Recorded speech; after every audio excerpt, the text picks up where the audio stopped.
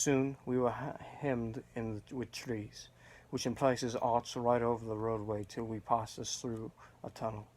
And again, great frowning rocks guided us boldly on either side.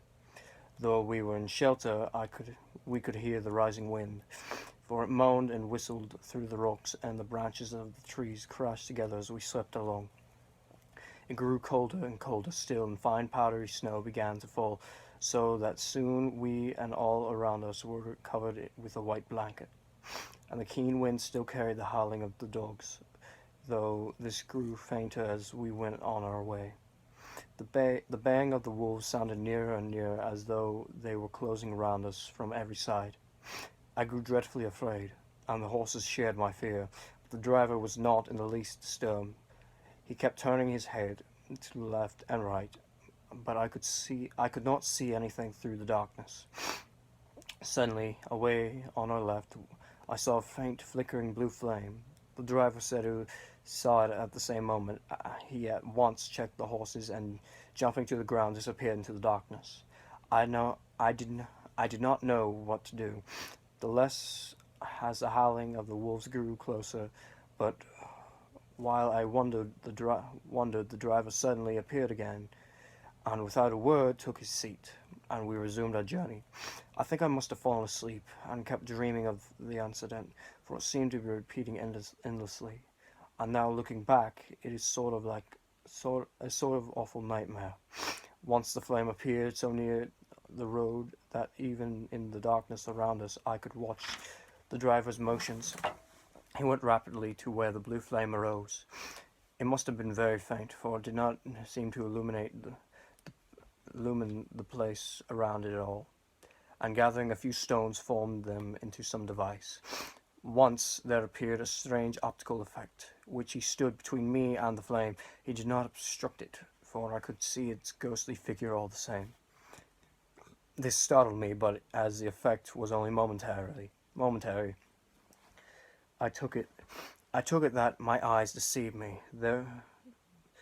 Deceived, deceived me straining through the darkness. Then for a time there were no blue flames, and we sped onwards through the gloom, with the howling of the wolves around us, as though they were following in a moving circle. At last there came a time when the driver went further afield than he had yet gone, and during his absence the horses began to tremble worse than ever, and to snort and scream with fright. I could not see any cause for it, for the howling of wolves had ceased altogether, but just then the moon, sailing through the black clouds, appeared behind the jagged crest of a beetling pine-clad rock, and by its light I saw around us a ring of wolves, with white teeth and lolling red tongues, with long, sinewy limbs and shaggy hair.